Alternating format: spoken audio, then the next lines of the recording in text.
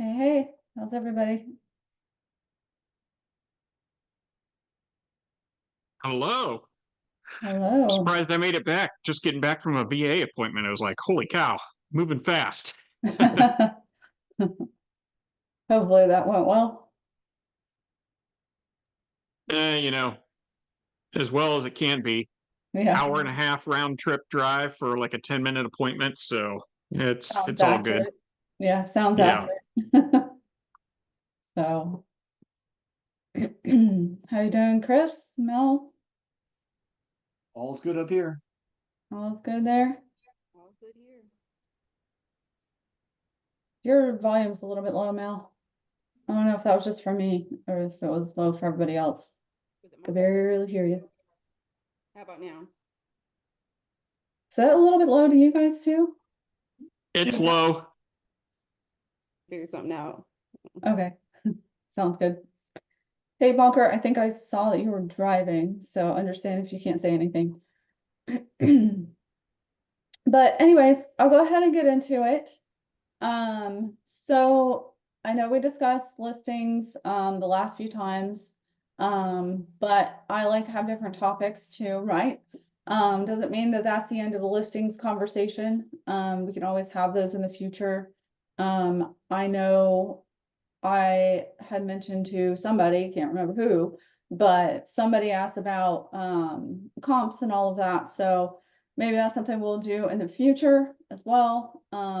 But today I kind of wanted to talk a little bit more about professionalism within real estate industry. Um, as realtors yourself, or if you've purchased property before, you've had an interaction with a real estate agent at one point in your life or another. And if you haven't, you're bound to, right? So, just knowing, what that standard is for professionalism. And I think that this is a topic that's not talked about a lot in the real estate industry that I think should be talked about more. Because you see, different people, and you're going to see different people throughout your career that will have different levels of professionalism. And that has a lot to do with either how they're taught, if they had a mentor, how their mentor was taught, what their mentor taught them, and honestly, just how you grew up as well. What your family dynamic was like, what you've been taught just in different careers, and as far as what professionalism looks like and how to conduct yourself as a professional in whatever industry that you're in.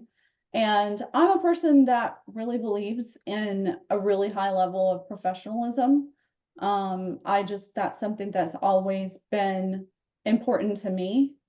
And so I kind of wanted to go over what professionalism is, and just, give some examples of what that would look like and kind of see, what you guys' opinion on it is as well. And, just discuss it because I think that this is something that, like I said, doesn't get talked about very much, but I think it's definitely needed. Like this sort of discussion is definitely needed in our industry. And I can't tell you how many realtors that I've come across in the industry, that treat me very unprofessionally. And so I'm like, how are they treating their clients if they're treating me this way? So you just wonder what their entire business looks like. Are they treating the escrow or title companies unprofessionally? Like, what is their, level of professionalism if they're willing to be unprofessional with me? And you kind of have to think about what their client's experience is too, because there's a saying called, that says how you do one thing is how you do everything. And I believe in that. I think there are some exceptions to that, because there's different things that happen in your life, right? Um, but for the most part, I believe in that saying, how you do one thing is how you do everything. So I just think about how horrible of experiences, and I'm sure you guys have heard horrible experiences before with either clients, customers, or just friends or family that have used a realtor that had a horrible experience. I'm sure some of you could at least say that, right? you've had that experience before, you've heard horrible stories about realtors that have just, you know, either acted super unprofessional or just somebody had a bad experience, right? So, so yeah, just wanted to, you know, get into that. And of course, if you guys Google anything these days, it now has an AI that pops up for you that tells you kind of a summary of everything, right? So I just put professionalism in there, and it says, and this is what it popped out. Professionalism for a successful realtor refers to the set of behaviors, attitudes, and ethical standards that ensure they conduct their real estate activities in a competent, ethical, and customer-focused manner. And I wholeheartedly believe that. Like, that's a really good summary of it. So, you know, that AI stuff doesn't always do, you know, it doesn't always come out perfect, right? But I thought that that really encompassed what I believe to be, you know, what professionalism is to me within the real estate industry. Do you guys agree? Yeah. So I guess I would just, you know, ask you guys too, what do you think professionalism, like, obviously there's like that definition, right? That, you know, the AI brought up, but what is professionalism to you? I think one way is just delivering an incredible customer experience. You know, a lot of people they want an experience, not just somebody who's going to open the door, write the contracts, that kind of thing, but really kind of guide them through the entire process and kind of be there to bounce those questions off of the professional who, you know, would do this, you know, at any time for them. So I would say it's more about the experience. I like that. Don't disagree with that. Tasha, for me, it's pretty simple. It's always 100% of the time honesty. Don't fake it, don't make it up. If you don't know the answer, say you don't know the answer. You'll get grace by not making it up. You'll look like a fool if you don't know it, even if that's working with another agent. You know, behind the scenes, if it's your first transaction, or if it's like, hey, I've never done a deal with this type of loan, so I might mess this up, but you're talking to the other agent, just be honest about that, be upfront. You'll find grace from other people. They'll be willing to help you. Your clients will find grace in that too if you're honest with them and you're not blowing smoke up their behinds. Yeah. But if you're not being honest with people, it's gonna come back to bite you at some point. You're not gonna be able to live that lie of like, I'm this superstar that knows the answers to everything, because you don't. And if you're not being honest, it's gonna wind up coming back to you. Yeah, yeah, definitely agree with that. 100%. Can you hear me now? Yeah, I can hear you. Okay, It's better. I agree with what everyone said, but also promptness. Like this week, I was trying to get Jason to his apartment. My biggest gripe was that realtors put you on hold for like days and then come back and be like, oh, like, no, we moved on, you know? So I think being available and following up is also important. Yes, 100% promptness. Sorry, I'm trying to get my jacket. I'm cold.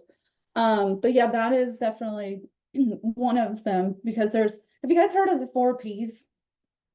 Like, not like peas as in you eat, just 4 Ps. So promptness. So Mel, you're right on the nose there. Prepared, professional, and polite. And so that's the 4 Ps of professionalism. And I definitely agree. Those are, you know, of course, it doesn't encompass everything. But I think that that encompasses a good amount of what I think a lot of the real estate industry lacks. And I think too, what people forget, especially the agent on the other side, and I'm sorry, but the agent on the other side usually gets, you know, I'm probably going to be, you know, talking a lot about that because I've just had some horrible experience. I have some great experiences too. That's like prime example of professionalism. And people that I've took stuff from and duplicated it and turned it into mine because they were so amazing. So I'm not saying other agents on the other side are all crap, right? Because I'm an agent on the other side. So, but they're great examples of like what not to do, right? So there's plenty of those, but there's also plenty of examples of what to do. So not that I want to focus on the negative, but unfortunately, they're just really good examples sometimes. But you know, how does that other agent look to you guys? Like, what are they doing that you don't want to do? What are they doing that you do want to do? Like, for example, the offer package that we put together now for our clients that we've been doing for quite some time. Have I always done that in my real estate career? No, I have not. But there was, a listing that I had and an agent submitted an offer. And I just thought the way they put together the package was just amazing. And so I was like, I'm going to take that and duplicate it. And this is how I'm going to present my offer to for every client to the listing agent from now on. And so that's why I teach you guys how to do that, because it looks professional. Then, okay, I'm going to submit an offer and then, oh, wait, I'm missing a signature on this page. Oh, wait, I forgot to check a box. Or, oh, I forgot the proof of funds and I forgot the pre-approval. And wait a second, I need to go ask for this, that, and the other thing that makes you look super disorganized, right? And it doesn't make you look like a professional. It looks like you're trying to piece together an offer and it's not presenting your client in the best light. So that is a good example of preparedness, right? So it's being prepared, knowing ahead of time, like what you need for that offer, what you need to submit, and communicating that to your client. Because a big part of professionalism, and you guys can speak up if you disagree, but a big part of professionalism is communication. Having good communication is going to be what sets you apart from another agent. If something makes you mad, if another agent makes you mad or your client makes you mad, do you blow up on them or do you still speak to them professionally? I'm not saying you have to be the most articulate person.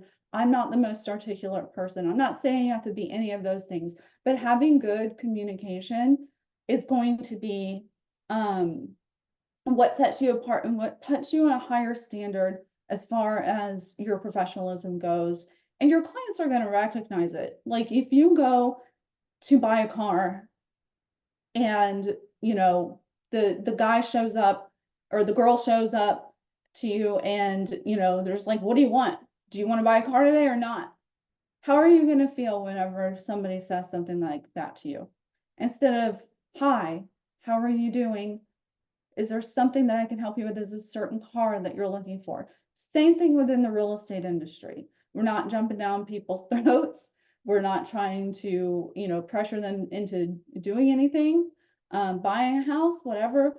The communication that we have with them from the very start is setting up what the communication is going to be like and what their impression of you is going to be for the entirety of your interaction with them, whether it's a customer or a client, right? So it's going to be, that's going to show them how you communicate. Are you, dismissive? Are you rude? Are you just like, okay, yeah, let's get this done and let's go and get on with things. We're all busy as well, right? So, are you making it look like you're busy and you have no time for them? So I know that some of these things aren't necessarily professionalism per se, but they are going to go into how you're conducting yourself as a professional. So what examples can you guys give of either the bad experiences that you've ever had with another agent, or maybe a good example of, examples that you've had of other agents you've had good communication with, and you're like, man, they're so professional and they have things together and they know how to communicate and they know how to, get what they want for their client. But then they're not trying to be, pushy. They're not trying to treat you like you're just, hostile on the other side, like you're an enemy. We're not enemies here. We're all supposed to work together as a team. So, what examples do you guys have, if any? Sure, I'm happy to share. I've got a couple of interesting examples. Throughout military career here, my wife and I have purchased or sold the house 9 times. So we've been with a lot of different agents. We've only used the same agent one other time because of different experiences or this or that. So I guess, all those things we talk about of like following up and all that kind of stuff is always true of why a lot of times we didn't go back to the same agent or they just didn't live up to our standards. Our The main thing for us was just actually having good communication, especially after contract was ratified, and we're trying to get to closing. And that's where we saw several agents just completely stopped communicating because they'd already moved on to the next thing. And it's why the last experience we had with an agent buying here in Virginia when we retired was great because we specifically um, weeded out agents that were going to do that ahead of time before I was licensed. But the perfect example was the house we sold in St. Louis, which sold in 48 hours. And it was the second time I used this agent because she did a great job on the buy side because she wanted the commission. But the minute that the house went under contract, we never heard from her again. We only heard from people from her office. Vendors showed up at our house without any notice, like while my wife was working from home. It was a really terrible experience. And luckily I was just glad the cash checked at the end of the time, but it was something that I was taking notes in because I already knew I was accepted into the SkillBridge program, and it was just unbelievably poor communication. She had obviously moved on to the next deal. She knew we were moving out of state, yet she constantly emails me to come to local events in St. Louis. So she honestly has she doesn't have control over her customer relations, like, because she hasn't, like, I'm still getting invited to like a photo shoot for Halloween in St. Louis. Like, I moved to Richmond. She knows that she sold my house, but she has no idea. So it's just interesting things like that that we're really kind of, I don't want to ever be that side of the real estate deal. Yeah. Yeah, and that's, examples like that are, what you use to be like, yeah, that's not how I want to conduct myself, and that's not how I want to do business. Right? So, To the point where I would stop recommending her to people in St. Louis that I still know, because she did do a fine job within the transaction, and she's actually an excellent realtor. Um, she broke a couple of laws now that I know about, but that's fine. That's her morals. I didn't know about these ahead of time because she was definitely steering us into neighborhoods. But that's her own. I won't recommend her ever again, just from the poor transactions, just from the poor communication, because it was just like was really really bad. man. Yeah, ethics is a whole discussion in and of itself, right? Because we get plenty of realtors who don't know, or they just completely disregard it. So yeah. Anybody else have any examples or experiences, Joe? So on the good side, I had a realtor one time. I mean, I always looked at it as it's really important to kind of listen to your client's buy box. Like, what do they really want in a property, especially some of the properties that I've purchased that were strictly investment properties. And, I would meet with realtors, and this was before you sign a buyer agreement or anything like that. So, I could, in essence, interview the realtors and give them my buy box. And then there were some that would come back with things that were completely outside of the buy box. Like, what is happening? Like, they're clearly not listening to this. But the realtors that listen to that buy box and then really deliver on your needs, that to me is just, it showed, yes, this is a professional realtor. That is the realtor that I'm going to sign with and then close the deal with. So to me, that was an important part of it. And again, that gets back to your communication topic.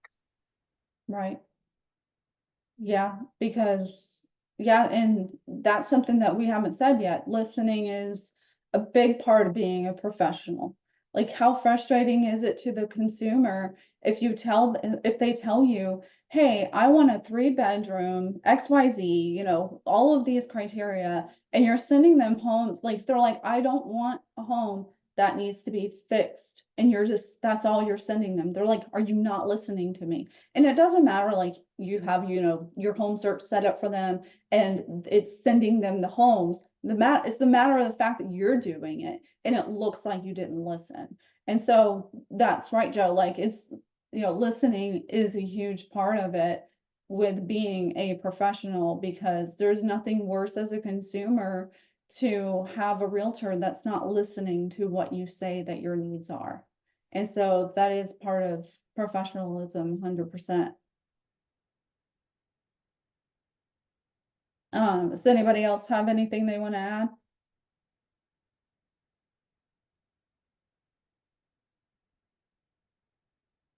Okay. I mean, I probably have about 1,000,000 examples of all of these things, and just the way that, people are treating other people. And I had one realtor that on a lease that I had, so I was the listing agent. And so they didn't listen to the showing instructions in the MLS. It was, you know, they had some sort of emergency. They couldn't get into the front door.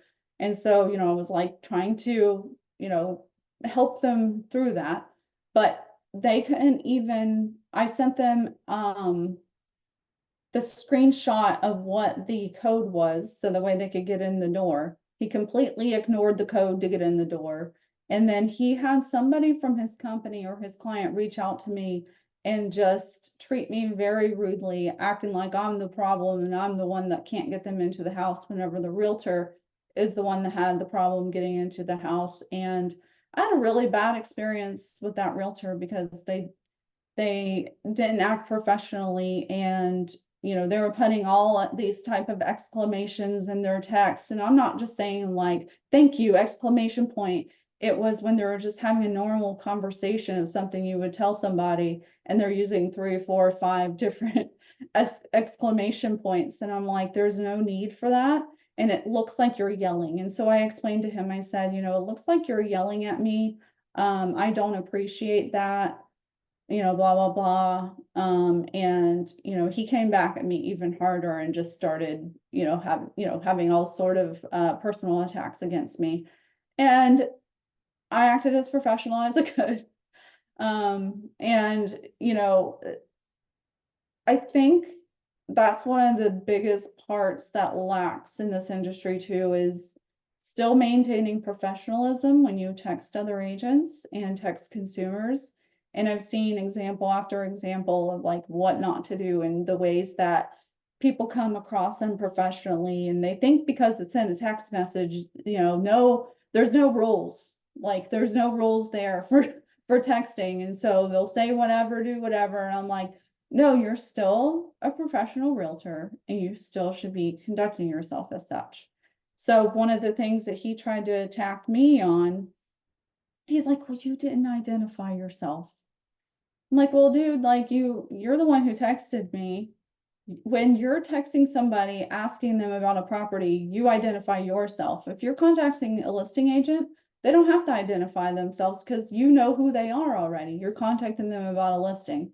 But yeah, so it's interesting in this industry how many agents will, you know, try to attack you personally when you're just trying to be a professional. And it's hard to maintain that professional manner with them, even when you're getting attacked.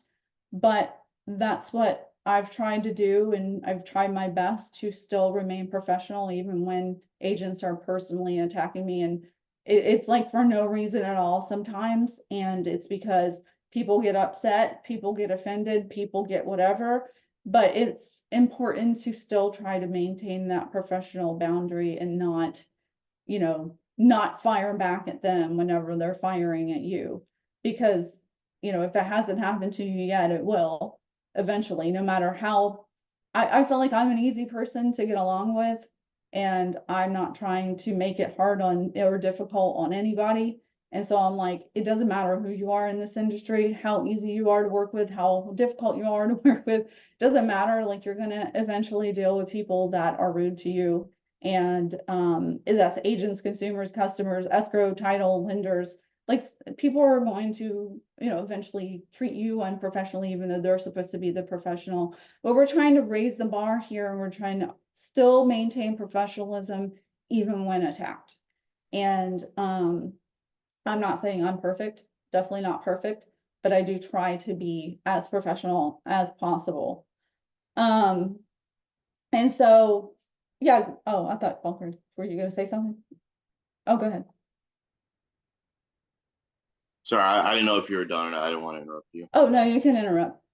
Okay. It's an open discussion. Okay. Yeah, I haven't obviously worked with any clients yet, so I don't have any examples of those, or I've worked with maybe 1 or 2 agents, but I've kind of had like throughout my career just like different examples of professionalism where I I see where like the distinction usually is, especially in my case when I worked at the front desk of a gym, or I worked with other people that we're supposed to be working on the same project together, but they're just not. It's always comes down to either being I'm always the one that's communicating too much and then they won't communicate back, or it'll be we're all working off some type of assumption that is not true. Like they'll just like come at you because they're coming off of some assumption, and then they're just kind of working off of that, and they're using that as like their own projection of what they think that you're thinking of. And because of that, you're just like going down the rabbit hole of assumptions between each other and just insulting each other. And at the end, it doesn't work out. So you kind of have to like reset everything and be like, hey, I think what you're thinking is going on is not actually going on. And we should probably set out what we think the context of the situation is so we can figure out what the solution can be. Because I think we're both working off something that may not be true. And because of that, we're both going in the wrong direction here, you know? And I think if we can kind of get that ground rule, get that ground set again, reset it all, it can make it a lot better and a lot easier to be professional, because sometimes it's hard to be professional if you don't know what the situation is what's going on right now, because it might be like we're both working off like lies, or like I won't say lies, but just like things that are not true. We're making assumptions, or we've been told things by other people that are coming into the conversation that shouldn't be in the conversation, because we're just operating on things that are making everything a lot harder, when we should just figure out what the facts are and then work from there, you know? Yeah. And sometimes I think it's hard to, if you've gotten off on the wrong foot, sometimes it is hard to get back on the right footing. But that's a good way to try to diffuse the situation and try to start over if you do get into a disagreement with somebody. So that's that's some good examples there. So yeah, because sometimes it's just you have agents where you're like, you know what, I'm no longer, sometimes it's during a transaction. A lot of times during a transaction where you realize you and the other agent cannot have a conversation. Conversation cannot happen because they just attack. So that's when you go to, hey guys, or hey person, hey, the other side, we're just going to have an email communication from now on, because you've proven that we cannot have a phone conversation. And that's had to happen a few times where we just have to go to email conversation, and I'll just refuse to talk to them on the phone. And you may say, well, wait, Tasha, that's unprofessional. But if the other agent can't act professional, like I've had agents scream at me on the phone for absolutely nothing. And I'm like, I'm going to hang up because I'm not going to be treated that way. Right. So there's like obviously certain scenarios and situations where it's okay. If somebody is screaming at you over the phone, most certainly hang up on them. That's the best way to diffuse it, because then they can cool off. You can talk again later. But this one particular scenario, the agent took the key out of the lockbox, and the appraiser needed to get in. In this case scenario, the appraiser could access the lockbox. So the appraiser went to the property, key wasn't in the lockbox. Well, the other agent's the only person that was in the lockbox last, and she denied that it was her that took the key. And I'm like, look, it's okay if you made a mistake. I just need to know if you have it. But she would not own up to the fact that she had taken the key. So she started screaming at me. And so I ended up hanging up on her, because I'm like, I'm not going to be screamed at by this lady. Like, that's not fair. So in some cases, you just deal with agents on the other side that aren't professional. And so you got to figure out a way forward, right? You got to figure out a way for your client and how to get the deal done with an agent on the other side that's being uncooperative. So, Okay, so kind of moving on from that, and moving back to, text messages, right?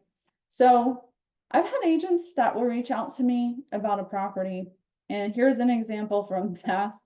In 360, where I used to live in Hawthorne, California, I had several listings in there. Agent reached out to me and she's like, "Hi, can I show your listing tomorrow at 2:30?" I don't remember the exact time, but that's just an example of what she said. And I said, "Which listing?" She didn't identify which listing. And she was like, "Wow, that is," like she was shocked that I asked her which listing. And I'm like, it is possible for somebody to have more than one listing in a community. So it's just, that's an example of what not to do.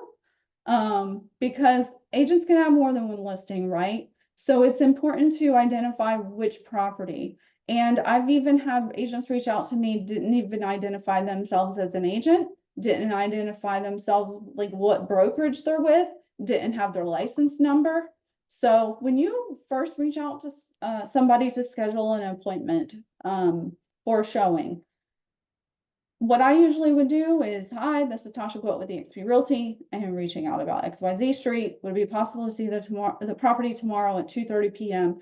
And then you can, attach your business card, put your name, brokerage, and your license number on there. That's always what I do with the initial text, because then after that, they should know who I am. But if they, for whatever reason, had deleted my text because some time had went by, maybe they need to be reintroduced, because sometimes agents will delete the text and they're like, "Wait, who is this?"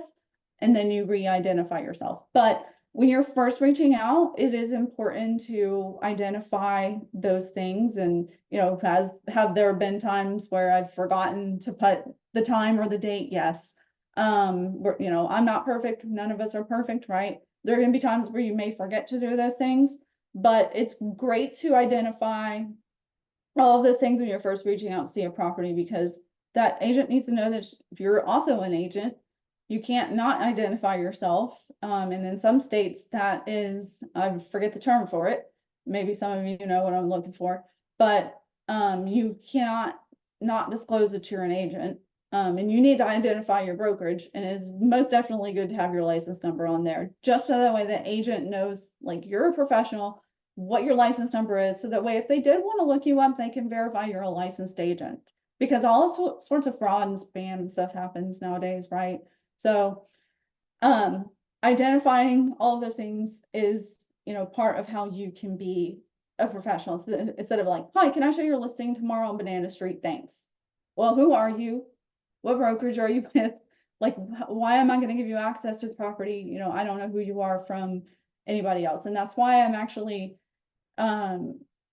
surprised when people don't use showing time, because showing time is a great way to just kind of, not have that chance of that agent, them not being an agent on the other side. Because I think of all the spam and stuff that happens, and I'm like, what if this person is just using some random stuff online and now you're giving them showing access instructions? So, that's why I always advocate for showing time, even though in SoCal, I don't know why the agents don't like to use showing time there, but that's a great way to not have to deal with, like, well, is this person really an agent? Reach out to me, because that's always what went through my head. Well, how do I know who you are? What, yeah, you're sending me a business card, but that doesn't mean that you couldn't have gotten that offline. So that's a good just pointer, for that, because you just don't know these days. And then, Mel, you mentioned not being on time, being prompt, making sure that you're, to the property on time. If you know you're going to be late, it's always good to let your client know, like, "Hey, I'm running a few minutes late."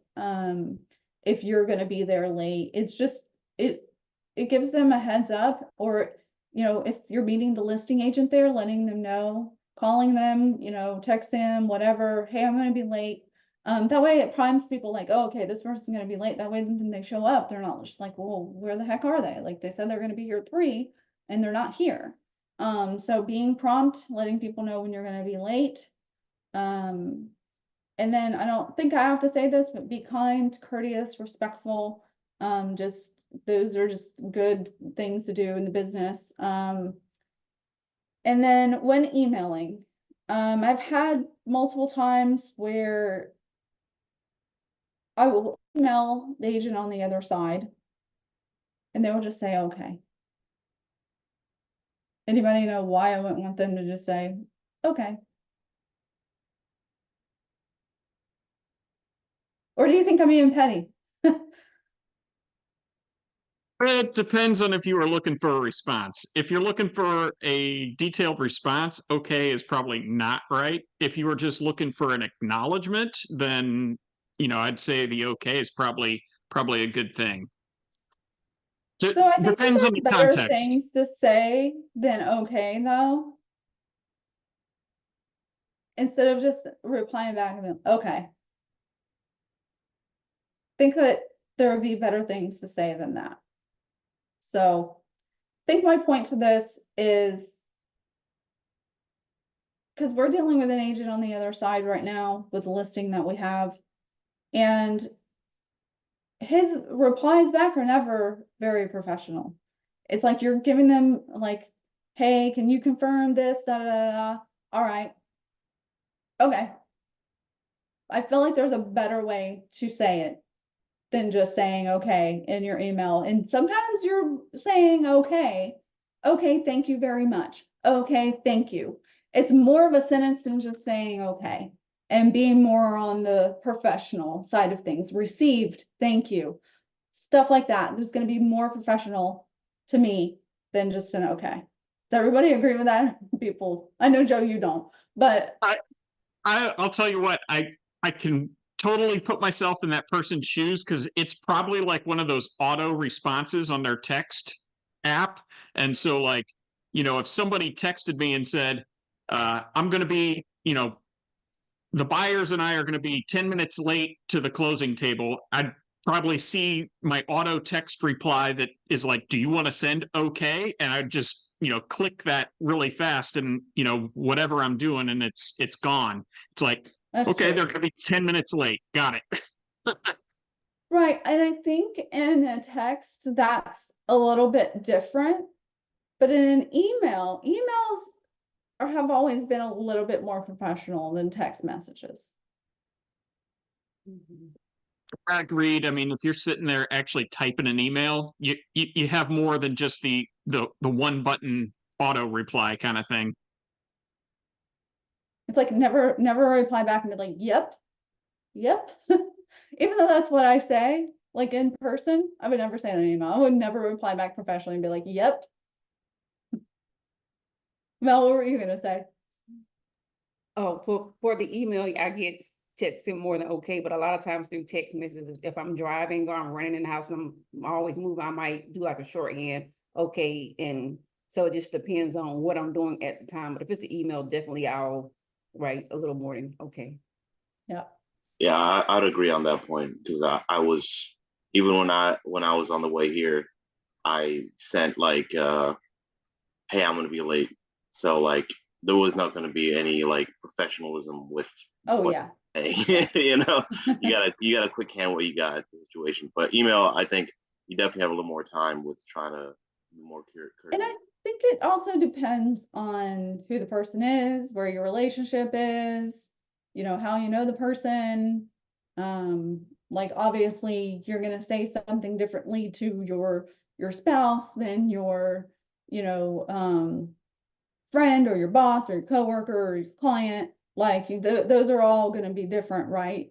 You know, so it's funny because one of our lenders, I feel like he is like super professional. He is like uber professional, always. And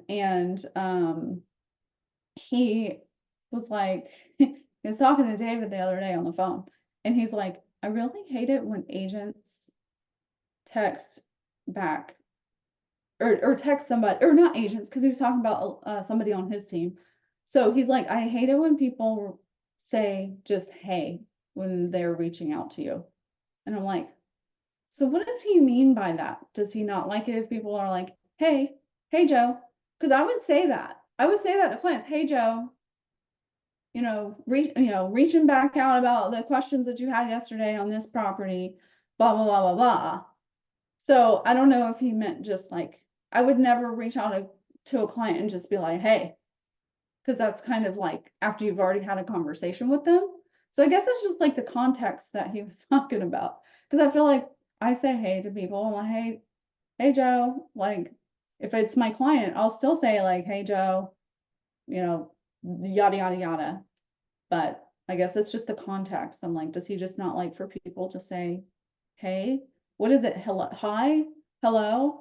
So, I mean, you got to figure out too, like, what is your standard of professionalism? Joe's okay with saying okay to an email, but I'm not, right? So I don't know what that interaction would look like. Okay, if he replied back to me, okay.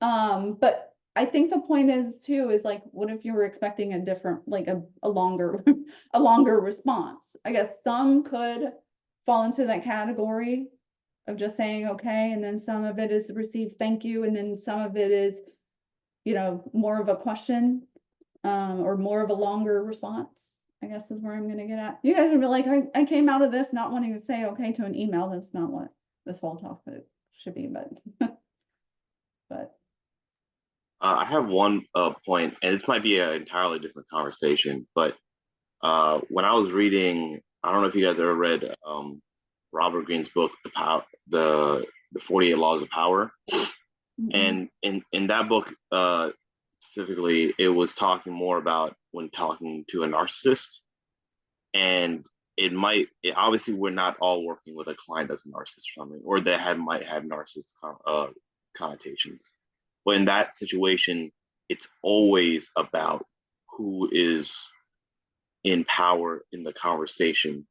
And so you have to like be able to find those things about the other person. If they're just trying to like, if their entire motive in the conversation is just to make them feel like they're better than you, then that's exactly what they're trying to do. So what they will do is honestly just say hey, hi, or like small things like that to make them feel like you're the one that has to over communicate to get them like the smallest amount of communication out of them. So and you got to kind of figure out if this person just busy, or is he just a douchebag?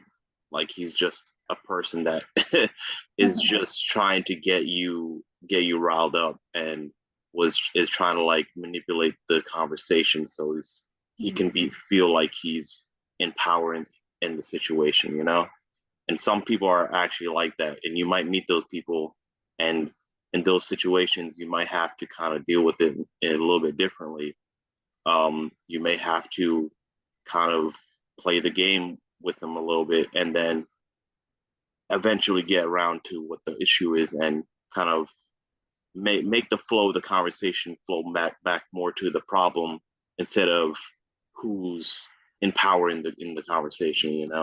It's very complicated, and it can be in like a couple hour long kind of Zoom call, but I thought that would be kind of like something to think about when you're having a conversation with some people. That's interesting. I've never read that book before.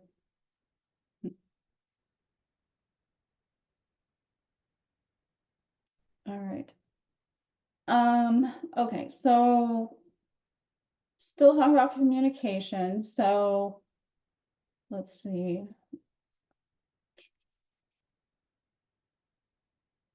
So always having an email signature, so that way people know, how to reach you if they need to reach you. So if you're submitting an offer, does it have your email signature on it? I know a lot of us are operating off of our mobiles nowadays, off of our cell phones. So making sure that when you're sending out emails from there, that it has your email signature on it. I think the thing that I struggle with the most is, well, I guess I wouldn't say struggle, but if you're trying to reply back to somebody and having your business card available, like mobily, which kind of goes back to the text messages sort of thing. But I just thought about this yesterday when I or yesterday or the day before when I wanted to respond back on a Facebook post, but I was out and about. So I guess kind of a side tangent is you can always have either your email signature or your business card in a draft in an email or something to where you can access it. So I'm like, how does everybody else do that? Because I was trying to reply back and put my business card there versus just leaving a comment. Yes, I could have typed out everything, but I guess I would say that would be what you could do if you needed to reply back to somebody and give them your business card if you're out and about. Does anybody else have a better way? You're talking They about just do. using it from It's your just not phone, always Tasha? on my phone. So I have a saved version of my business card right on my desktop, my computer, and also in a special folder on my phone, like in like the Photos app. So it's like I can just go right to that, and I can grab it no problem. So if I'm on FUB on my computer, I know right where my business card is. It's 2 clicks away, and the Yeah. same thing with my phone, so that I can always text the business card, and I don't have to like go through previous screenshots or folders or anything like that. Like it's a special file that I saved in a spot. Yeah. Okay. Yeah, because sometimes if you're wanting to do a showing too, the agent will ask you like, hey, can you text me your business card? Even if you're giving them your info, they will sometimes ask you for your business card too. So it's always good to have that on hand. Or if you're like me and out and about and you see a referral online that you want to try to grab. So anyways, that was kind of a side tangent. But anyways, just always having your email signature, having a professional picture on your email, having your voicemail set up.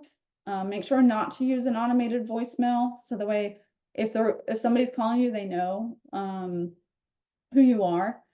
I just say mine goes something like, hi, this is Tasha with eXp Realty. If you're trying to reach me, I may be away from my phone or with a client for a faster, let's see what I say. For a faster response, you can text me at this number, blah, blah, blah. So the way you at least have something set up, right? I always like to say the texting thing because sometimes that's faster. And I'll get to a text faster than I'll get back to voicemail. What's great also is the voicemail to text sort of thing. So I don't know if you all have that. Android offers it, iPhone offers it. But that's always good to be able to get back to people on, but just make sure that you have that set up, make sure that you clear your voicemails regularly. So if you have a lot of people calling you, make sure that somebody can leave a message. Because sometimes you get clients of random calls and then you want to make sure that they can leave a message there too. So, okay, Jeff. And like I mentioned earlier, just raising the standard in the industry, dressing professionally. And of course, that means something different for everybody, right?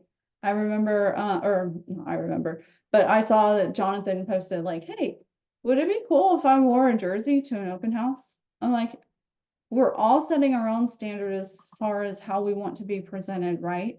So you're not only presenting yourself, but you're presenting the team. But I'm not going to expect everybody on the team show up in a suit. But some people want to show up in a suit. Some people want to show up to showings and listing presentations in a suit. Now, will I dress more professionally if it's a listing appointment? Yes, than a showing. Absolutely. Because I want to be a little bit more comfortable on showings. And for females, may or may not wear a dress because you're like, you have lock boxes to get, and sometimes they're lower to the ground.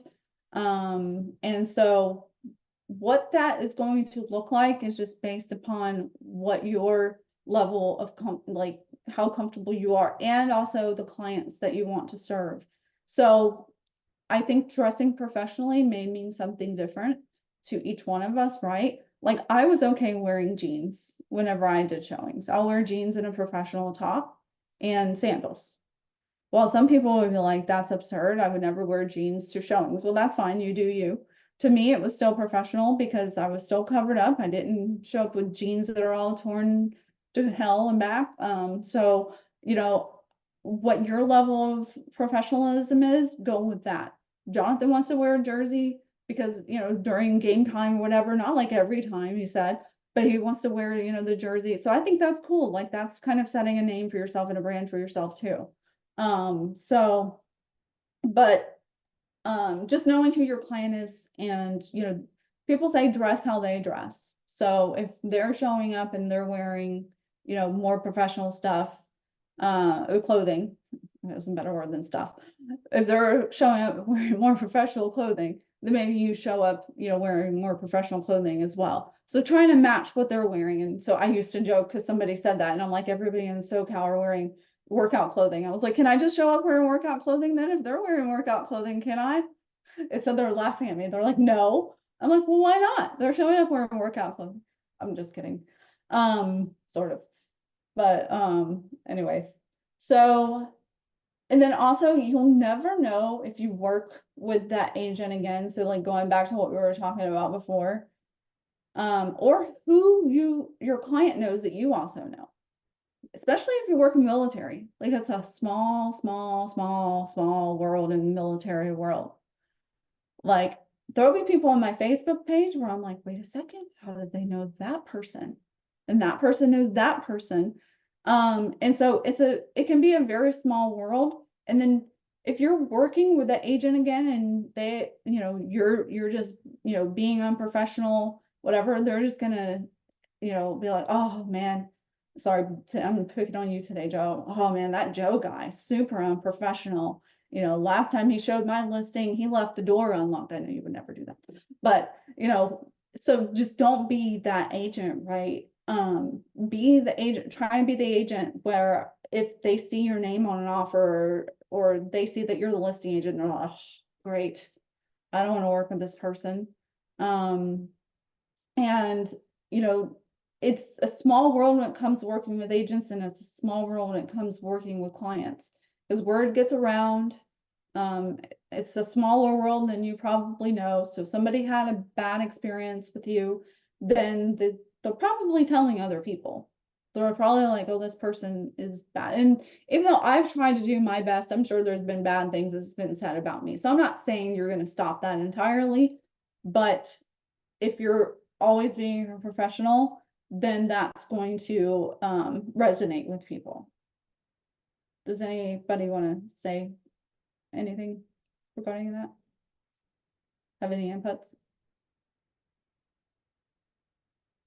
No? Okay.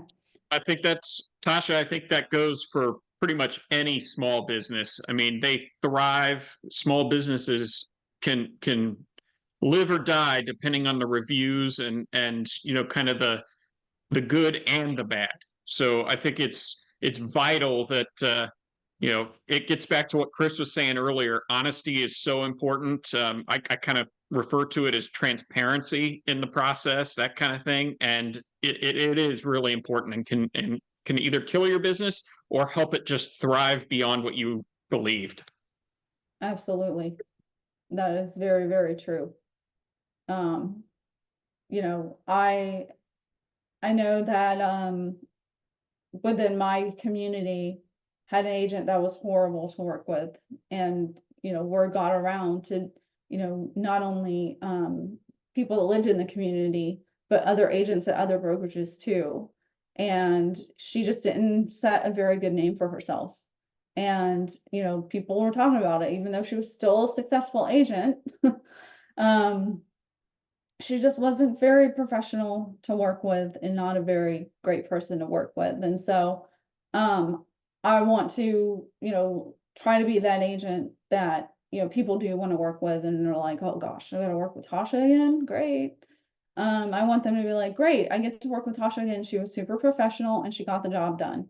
And so that's what I want people to say about me. And does it always go well? No, but there are, you know, agents that I've worked with that we like working with each other. And so it does happen. And I've had agents where I'm like, your communication is superior.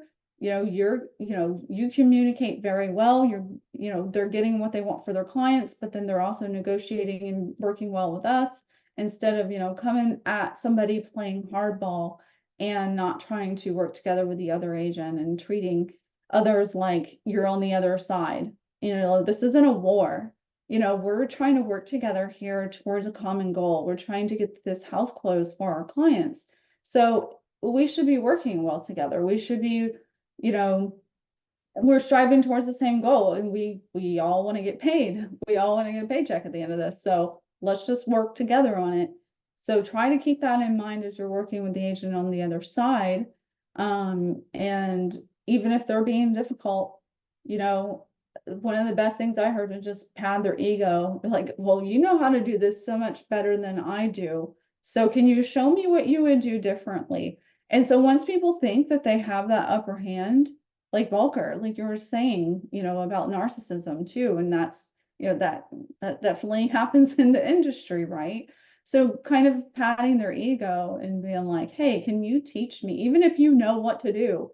I think it was Tina Call or somebody that said that. And I was like, that is a really good point, because, you got to put your ego aside sometimes and just take it and just be like, okay, we're just going to try to push my ego aside. It's usually only a 30-day escrow, right? And so you only have to deal with that agent for 30 days and then they're gone, or that client for 30 days. Because believe me, we've had plenty of clients too that haven't treated us well during the process. So it can happen. So some other things that we can do, let's see, I already mentioned sending out full and complete offer packages, attaching all the right documents, for repair requests, whatever that's called in your state. But repair requests, any other things you're sending, make sure that you're sending the right documents, have all the right people on there. They have a transaction coordinator, include their transaction coordinator. So those sort of things is going to set you apart. Keeping the timelines, putting those deadlines on your calendar, and doing things when you said you would do it and deliver it and when you were going to deliver it. So if you tell your client, I will get back to you by 2 p.m. tomorrow, and they don't hear a peep from you, what are they going to think? I mean, that goes to, that's professionalism, but that's also, just setting up client expectations too, and how you conduct your business. Like if they don't hear anything from you, but if they hear from you at 2 p.m. and you're like, I'm so sorry, I need a little bit more time to get back to you, like people are going to be understanding and they're going to understand that. But communicating those sort of things, like if you're not able to get to, say somebody reached out to you like, hey, I would like to, chat about buying a home for the first time, and you just leave it until you can get to it, and maybe that's the next day, they might have moved on and found a different realtor. So just communicating and be like, yes, thank you, got it. Can I reach out to you tomorrow to set up a call with you and to chat with you? Okay, Chris, see you later. Thanks for being here. But it's gonna just set a different feel for them if you have responded to them versus not. So then they're like, oh, okay, yes, we can talk tomorrow. That's fine. I'm actually busy today. So over communicating is never a bad thing whenever it comes to setting up those expectations as far as clients, customers, escrow, title. Nobody, you're not gonna, well, sometimes you can get battered and bruised over communication, but for the most part, it's not a bad thing. Like, okay, tomorrow I'm not going to be available. Now, what I would say is try not to say things, because this can get you in trouble with some clients. Try not to say, well, I can't talk to you tomorrow because I'm going to Disneyland all day. Like, sometimes it's a bad thing, right? And then that can backfire on you. Well, I wanted to see this home and then it went under contract because you went to Disney World yesterday or Disneyland yesterday. So setting up the parameters and setting up boundaries and letting them know, hey, my calendar is full tomorrow. Hey, I'm not available tomorrow, but I am available Thursday. Would Thursday at 1 p.m. work for you? So if you guys are ever trying to set up that boundary and availability, because this does have to do with professionalism, making sure that you are giving them times that you are available, because it's very frustrating. Like, could you imagine you're calling, you know, the dentist office or something, and you're like, hey, can I get in at 1 p.m.? No, we're not available. Oh, okay. Are you gonna tell me times that you are available? So it just feels a little bit, you know, less professional, right? And it feels like, okay, well, do you want me to even make an appointment with you? So offering them like, hey, I'm not available tomorrow. I have no appointments available then, but Thursday is great for me. If you're available Thursday at 1 or Friday at 2, or, you know, offering up those times. So setting that up, and that was kind of hard for us too, to learn when we were first, you know, in real estate, is setting up boundaries. Setting up boundaries and times that you're available is a good thing, and letting or communicating to your clients what times you are going to be available, so that way they know what to expect from you. And I think that's something that's not communicated enough in the industry, because then people are like, well, my client's reaching out to me at 11 p.m. Well, yeah, that's because you never let them know what time you're available, and you never let them know what to expect. So and this kind of goes into a whole different discussion with client boundaries, because I had to get really good at it, because my time was just taken advantage of in the past. So I had to kind of set up my boundaries. Sorry, I didn't realize, guys, it's 3 o'clock. But I'll talk more on that in the future, but it's good to set up those boundaries and time limitations with your clients, and setting it up the right way, not saying, I'm not going to talk to you after 7 p.m. because that's ridiculous. No, if they reach out to you at 7 p.m., they're like, hey, you know, I'm wrapping up for the night. I'll get back to you, you know, 8 a.m. tomorrow, or whatever your time you're going to get back to them is. So that way they know what to expect, you know, going forward. And that's really what people want to know. It's like, are they heard? Are you meeting their expectations? Now, you have some people that are like, well, I'm not available at that time, or, you know, they're going to have some sort of unrealistic expectation of you. But I think that's, you know, easily addressed when you're talking to them initially, whenever you're setting up that first consultation. Any last thoughts you guys want to give? Anything that I did not cover that you think should have been covered? I do have some request some help after this, if you don't mind. Okay, yeah, have some time. Cool. Any last thoughts or words or anything, Joe or Mal?